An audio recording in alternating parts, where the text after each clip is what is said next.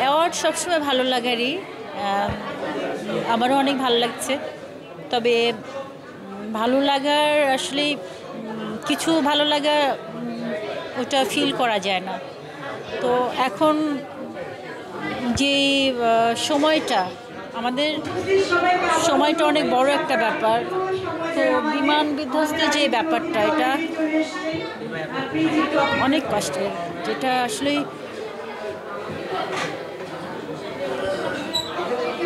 এইভাবে আসলে কোনো জিনিসই কেউ প্রত্যাশা করে না। মৃত্যু তো হবে, মরতে তো হবেই।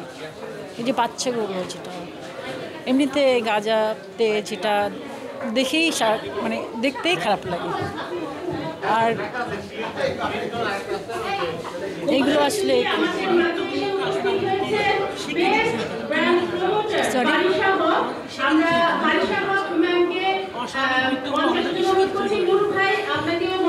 অস্বাভাবিক মৃত্যুটা আসলে এটা কারোর তো ইয়ে নাই, এখানে কারোরই কোনো হাত নাই, কিন্তু এটা অনেক কষ্টের, তো অনেক কষ্টের আর কি। তো সবার জন্য সবাই দোয়া করতে হবে, দোয়া ছাড়া তো আসলে এভাবে কোনো কিছু ইয়ে করা যায় না। আর এই মুহূর্তে আসলে কথা বলার একটা ফিলটা হয় না আসলে ওইভাবে।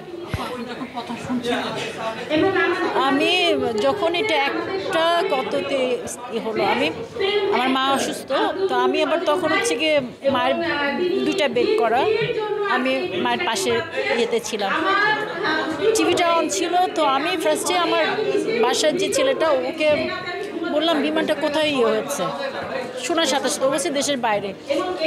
তো আমি বললাম যে দেশের বাইরে, কিন্তু আমার ওই সেন্স কাজ করছিল এটা দেশের বাইরে না।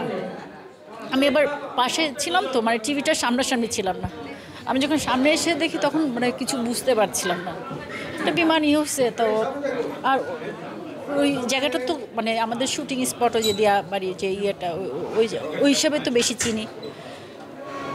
তো সেইখানে দেখলাম যে পরে যখন দেখি যে আসলে ঘটনাটা অনেক ইয়ে।